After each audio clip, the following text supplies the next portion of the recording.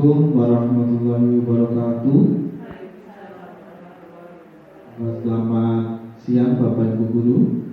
Pada kesempatan hari yang berbahagia ini, kita nanti akan ada pemaparan dari salah satu ibu guru kita yang beliau di kelas 5, yang kebetulan beliau sekarang lagi mengampu sebagai CGP Angkatan 7 atau calon guru penggerak Angkatan 7. Semoga nanti dari pemaparan beliau kita dapat mengambil ilmu yang didapatkan dari pemaparan nanti.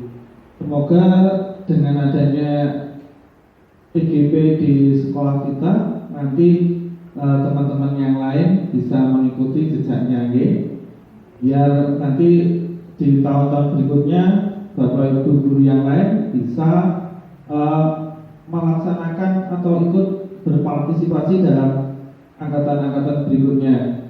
Mungkin tahun ini di gelombang berikutnya mungkin Bu Liling dan Bu Lita atau Bu Hayin, Bu Yun serta Bu Bella bisa mengikuti jejak dari Bu Diah Ayu. Semoga kegiatan hari ini bisa berjalan dengan lancar. Yang dari saya, apabila ada kurang lebihnya, mohon maaf. Wassalamualaikum warahmatullahi wabarakatuh. Assalamualaikum warahmatullahi wabarakatuh. Waalaikumsalam warahmatullahi wabarakatuh. Rekan-rekan yang berbahagia, di sini saya akan menyampaikan hasil dari apa yang saya dapatkan saat mengikuti pendidikan calon guru penggerak Angkatan 7 di Kabupaten Nganjuk. Tentang menyebarkan pemahaman dan pengalaman penerapan budaya positif yang ada di sekolah.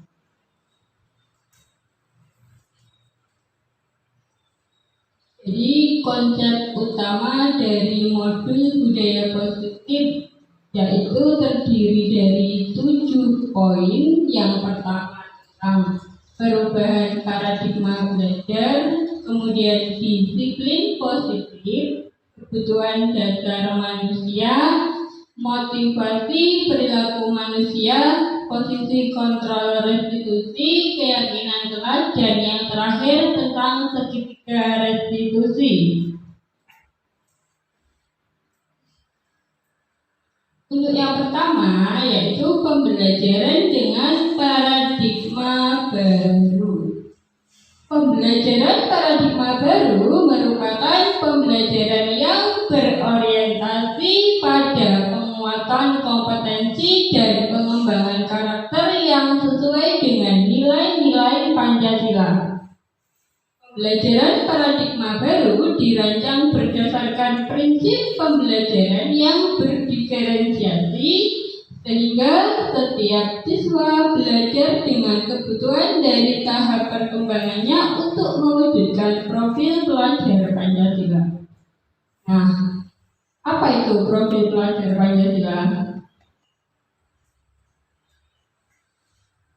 Ya, jadi harapannya semua pelajar di Indonesia itu menjadi seorang pelajar yang mewujudkan profil pelajar Pancasila, yaitu pelajar yang bagaimana, yang beriman bertakwa kepada Tuhan Yang Maha Esa serta berakhlak mulia, kemudian berkebinekaan global, gotong royong, kreatif, bernalar kritis serta mandiri.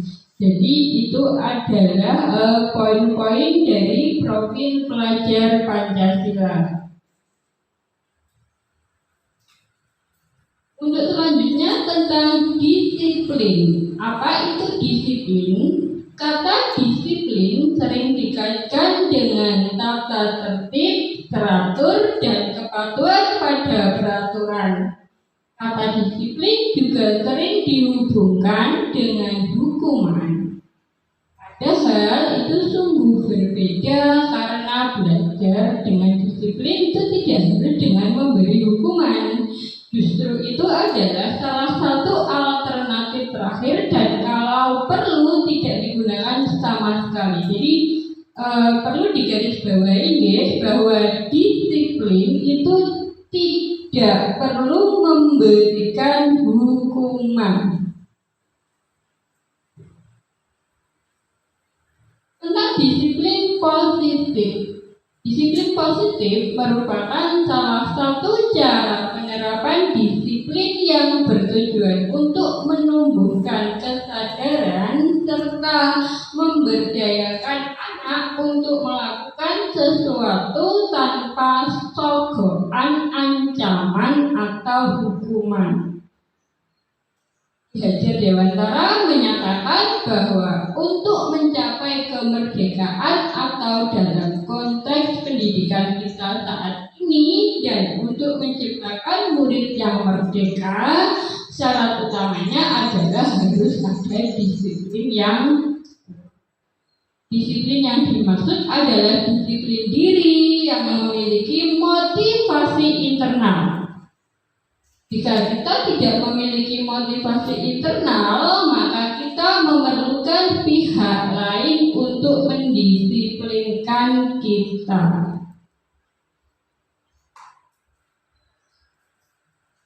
Kemudian tentang 5 kebutuhan dasar dari manusia. Jadi ini kebutuhan dasar manusia, yang namanya kebutuhan dasar itu harus tercukupi.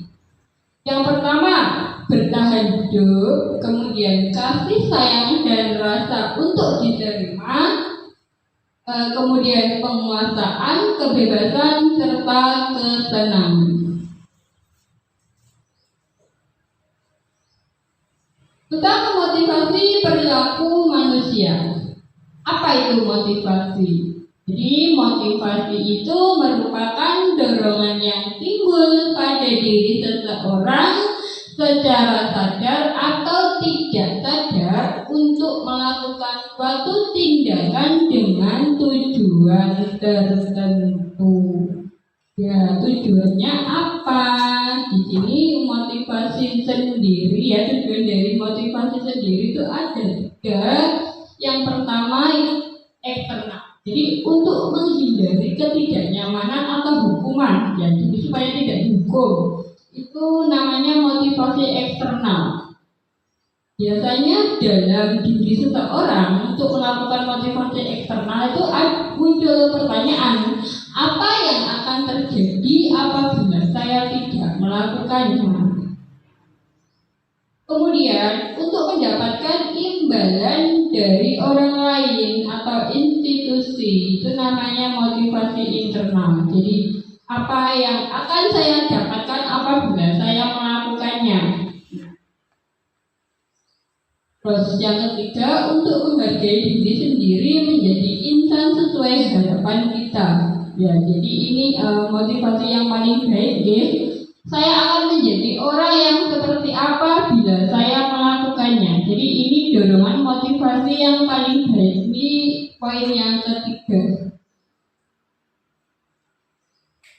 Kemudian konsep disiplin dengan identitas gagal, ya. Jadi sebaiknya kita jangan memberikan hukuman atau penghargaan kepada peserta didik, ya. Jadi itu nanti akan berefek pada hal yang kurang baik. Kalau kita memberikan hukuman, itu nanti akan terasa menyakitkan, ya, bagi anak didik kita. Kemudian mereka pasti merasa tidak nyaman. Terus murid takut, ya, kita terkesannya untuk memaksa mereka. Kemudian barangkali ada seorang murid yang berusaha untuk menyembunyikan kesalahan karena takut kalau kita berikan hukuman. Kemudian ini yang efeknya jangka panjang, ya, murid menjadi rendah diri. Kalau kita memberikan penghargaan kepada anak didik setelah dia melakukan sesuatu, itu juga akan berakibat tidak baik. Apa saja? contohnya tidak efektif, kemudian merusak hubungan, iri. Terus mematikan kreativitas, menghukum dengan sistem ranking, serta merampas hak menghargai dirinya sendiri. Nah, kalau tadi tentang konsep disiplin dengan identitas gagal, sekarang konsep disiplin dengan identitas sukses. Apa konsep disiplin dengan identitas sukses itu? Meliputi konsekuensi dan restitusi. Konsekuensi, penguatan dalam jangka pendek, perlu monitoring berkelanjutan, stimulus respon, murid menghormati peraturan, murid kehilangan waktu untuk merenungi kesalahan. Kemudian restitusi, kalau kita menerapkan restitusi, itu efeknya murid akan bertanggung jawab terhadap perilakunya. Fokus pada pemahaman masalah jangka panjang, murid menjadi menghormati dirinya dan orang lain. Ada dari kontrol dirinya, memegang kontrol, kemudian murid bersemangat untuk memperbaiki kesalahan. Ini yang kita harapkan ya. Poin yang terakhir itu bahwa murid itu bersemangat memperbaiki kesalahan yang ada pada dirinya sendiri. Dan konsep disiplin dengan pendekatan restitusi. Apa itu restitusi? Yaitu sebuah cara penanaman disiplin pada diri murid. Restitusi itu menciptakan kondisi bagi murid untuk memperbaiki kesalahan mereka, sehingga mereka bisa kembali pada kelompok mereka dengan karakter yang lebih kuat. Seperti yang saya jelaskan tadi, bahwa kalau ada peserta didik yang salah, itu sebaiknya jangan kita langsung menghukum kita gunakan pendekatan restitusi. Kemudian ciri-ciri dari restitusi adalah bukan menebus kesalahan, melainkan belajar dari kesalahan. Memperbaiki hubungan, tawaran bukan paksaan. Menuntun untuk melihat ke dalam diri. Mencari kebutuhan dasar yang mendasari tindakan, fokus pada karakter bukan tindakan, menguatkan dan fokus pada solusi. Jadi restitusi itu memberikan solusi supaya mereka menjadi anak dengan lebih baik dan karakternya yang lebih kuat. Di sini ada sebuah contoh jadi penerapan hukuman itu apa, konsekuensi itu bagaimana, dan restitusi. Contoh kasusnya, terdapat siswa yang sering terlambat datang sekolah. Mereka tentunya mengapa bisa terlambat datang itu pasti dengan alasan yang beraneka ragam. Kalau kita posisi kita sebagai penghukum atau memberikan hukuman, itu pasti guru memberi hukuman, memberikan halaman sekolah atau mungkin mencabut rumput atau lari atau push up. Guru marah dan murid menjadi takut. Itu efeknya pasti murid kita menjadi takut. Kemudian kalau kita menerapkan konsekuensi, guru memberikan konsekuensi, menyuruh pulang lebih siang daripada teman lainnya dan menata buku di perpustakaan. Jadi kalau misalnya dia datang jam 7:30, kalau posisi kita sebagai guru itu memberikan konsekuensi, itu pasti kemungkinan begini. Nanti kamu pulangnya juga kamu tambah setengah jam dari teman-temanmu karena datangmu juga terlambat setengah jam. Itu kalau konsekuensi.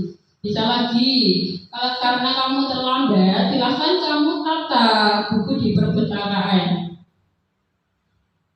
Guru tegas dan siswa menghormati peraturan itu kalau kita menerapkan konsekuensi. Kemudian yang ketiga tentang restitusi. Restitusi, ya, guru menanyakan keyakinan kelas dan membantu siswa menyelesaikan masalahnya. Ya, tentang keyakinan kelas akan saya sampaikan setelah ini. Kemudian guru terbuka dan siswa menghormati dirinya dan orang lain. Jadi ini kalau kita menerapkan restitusi itu meskipun siswa melakukan kesalahan, dia sadar dan efeknya dia tidak minder, ya, tidak rendah diri atau minder. Kemudian ini tentang posisi kontrol, ya, posisi kontrol pada umumnya kita sebagai guru, ya, posisi kontrol kita sebagai guru itu ada 5. Yang pertama, tipe penghukum, ya, jadi kalau murid melakukan kesalahan langsung diberikan hukuman. Kamu salah, kamu saya hukum. Kamu tidak mengerjakan PR, kamu saya hukum. Itu namanya tipe penghukum. Kemudian pembuat rasa bersalah. Jadi seolah-olah itu menyalahkan murid, terus yang muridnya tidak pernah benar. Itu namanya pembuat rasa bersalah. Posisi yang ketiga sebagai teman. Kemudian pemantau dan manajer. Nah, di sini ada contoh kasusnya. Ya, siswa tidak melaksanakan tugas piket. Ini sering saya jumpai di kelas saya, ya. Siswa tidak melaksanakan tugas piket. Kalau posisi kita sebagai penghukum itu langsung dihukum anaknya.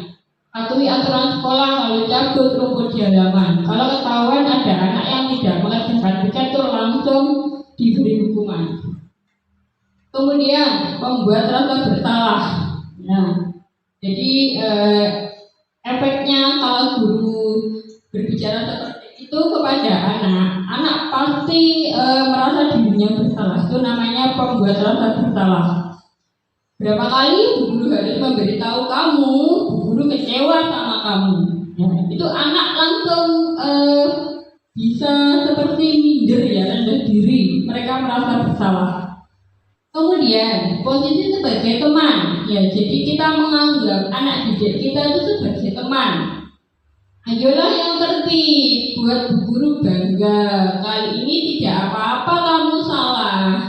Jadi menganggap bahwa anak didik kita itu sebagai teman kita.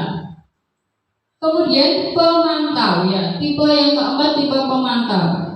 Kamu sudah melanggar apa peraturan dan konsekuensinya. Nah, kemudian tipe yang kelima, ini yang paling baik sebagai manajer. Nah, jadi mengadakan pendekatan alon-alon, ya, mereka didekati, ditanya, apakah kamu tahu kesalahanmu? Kira-kira bagaimana kamu memperbaiki kesalahanmu itu? Ya, jadi alon-alon didekati, ditanya. Oke, itu apabila kita menemukan sebuah kasus dalam kelas, ya, sebaiknya kita sebagai guru itu menerapkan posisi manajer. Tentang keyakinan kelas, ya, keyakinan kelas.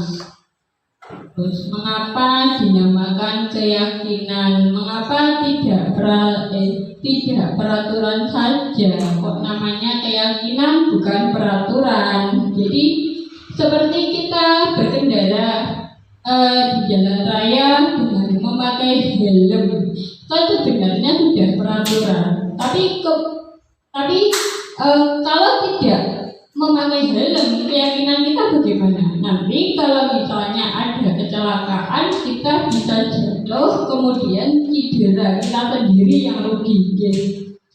Jadi itu asal usulnya. Mengapa keyakinan kelas? Mengapa tidak peraturan kelas saja? Jadi begitu. Contohnya itu tadi, kita memiliki peraturan memakai helm pada saat mengendarai roda 2, ya, atau sepeda motor. Kemudian tentang penggunaan masker dan mencuci tangan setiap saat itu sebenarnya juga peraturan, tapi lama-lama sudah berubah menjadi keyakinan yang ada pada diri kita masing-masing. Jadi itulah mengapa dinamakan keyakinan, bukan peraturan lagi. Nah, di kelas 5, di kelas yang saya ampuh itu sudah memiliki yang namanya keyakinan kelas. Ya, keyakinan kelas itu dibentuk oleh siswa itu sendiri dengan dipandu oleh guru. Ya, jadi setiap anak bebas menawarkan apapun yang mereka yakini. Misalnya, kalau saya tidak mengerjakan PR, bagaimana? Kalau saya terlambat sekolah, bagaimana? Jadi di kelas sudah saya terapkan seperti itu ya.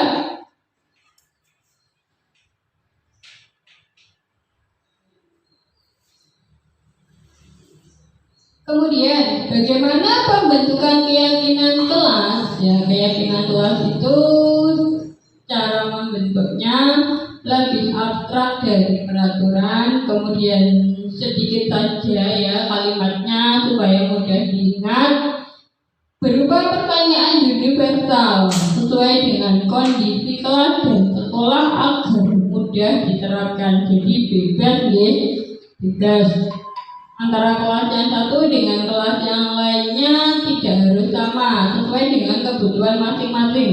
Kemudian dibuat dalam bentuk positif.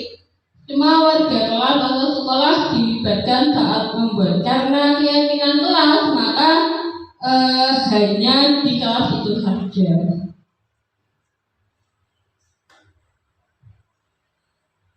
Tentang segitiga restitusi, ya, untuk pengertiannya sudah disampaikan di depan tadi. Jadi mengapa dinamakan segitiga? Karena itu tahapannya ada 3. Apa saja tahapan-tahapan dari segitiga restitusi? Yang pertama, menstabilkan identitas. Kita semua akan melakukan hal terbaik yang bisa kita lakukan. Kemudian, validasi tindakan yang salah. Semua perilaku memiliki alasan. Terus yang ketiga, menanyakan keyakinan. Kita semua memiliki motivasi internal. Nah, ini adalah contoh penerapan segitiga restitusi. Kebetulan ini anak didik saya yang namanya Arga. Ini dia sering kali tidak melaksanakan tugas pikir. Nah, kemudian saya panggil ya. Jadi untuk mengingatkan atau anak ya ketika dia melakukan kesalahan itu sebaiknya dipanggil secara individu saja, diberikan pengertian, ditanya apa alasannya, itu lebih enak ya, lebih menghargai diri anak itu sendiri, dan mereka pun ketika memberikan jawaban itu cenderung mengarah ke jujur ya. Jadi kalau kita misalnya memarahi anak di depan teman-temannya, itu bukannya mereka itu berubah menjadi lebih baik, tapi biasanya menjadi dendam.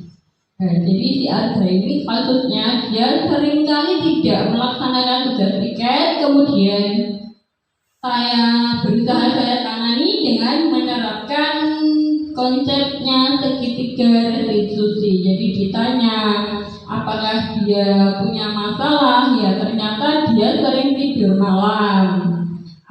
Tidur malam karena lihat televisi.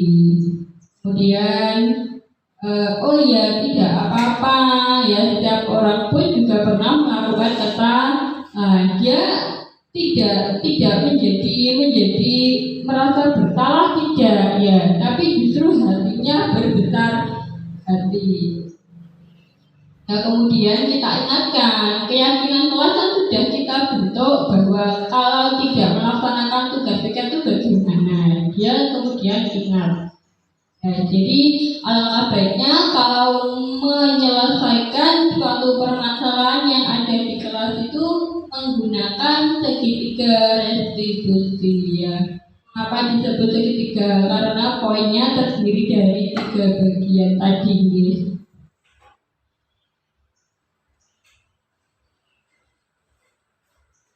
Nah, ini ada kutipan dari SPN Standar Pendidikan Nasional dalam penerapan program disiplin positif.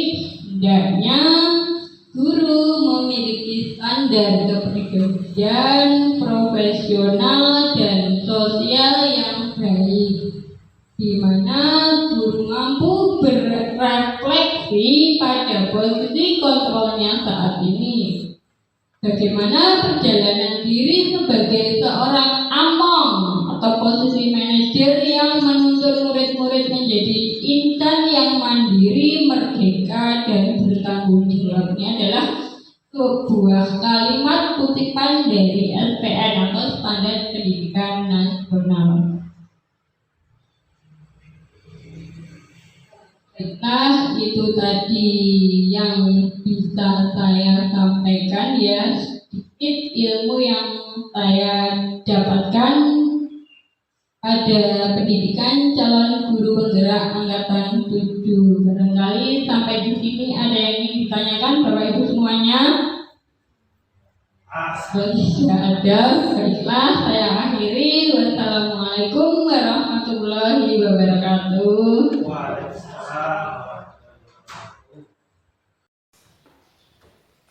Ada, Ibu dengar laporan dari teman-teman kamu. Katanya kamu hari ini tidak melaksanakan tugas tiket ya?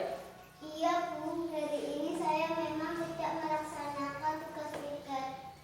Tentunya kamu punya alasan sendiri mengapa kamu hari ini tidak tiket. Saya tadi berangkat kesiangan Bu. Saat saya sampai di sekolah, bel langsung berbunyi dan saya belum sempat mengerjakan tugas tiket. Mengapa kamu sampai berangkat ke sekolah kesiangan? Tadi malam saya melihat bola Bu. Itu saya terlalu larut malam sehingga saya bangun kesiangan dan akhirnya berada di sekolah itu kesiangan. Ada, di awal pembelajaran dulu kita kan sudah membuat keyakinan kelas. Kira-kira keyakinan kelas mana yang ada hubungannya dengan perbuatan kamu itu? Aku pikir harus datang lebih awal Bu. Sekarang kita pikirkan tindakan kamu yang tidak melaksanakan tugas tiket itu, apakah sudah sesuai dengan keyakinan kelas kita? Belum sesuai Bu. Ketika tiket berikutnya, apakah kamu bersedia untuk datang lebih awal aja? Bersedia Bu. Apa yang akan kamu lakukan supaya kamu bisa datang lebih awal? Saya akan berusaha untuk tidur lebih awal Bu, supaya bisa bangun pagi dan berangkat tepat waktu. Ya, baiklah, tepat sekali tindakanmu aja. Tetap semangat ya. Ya Bu.